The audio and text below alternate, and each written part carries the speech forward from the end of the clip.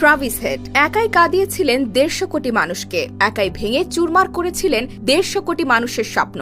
2023 বিশ্বকাপের ফাইনালের পর থেকে ট্রাভিস হেড ভারতীয়দের দুঃস্বপ্নে উকি দেয়। তাঁর ঝোড়ো এক সেঞ্চুরিতে ম্লান হয়েছিল কোহলি রোহিতদের বিশ্বকাপ জয়ের আশা। পুরো টুর্নামেন্ট জুড়েই ভারত ছিল ধরাছোঁয়ার বাইরে। ফাইনালের আগে একটি ম্যাচও হারতে হয়নি ভারতকে।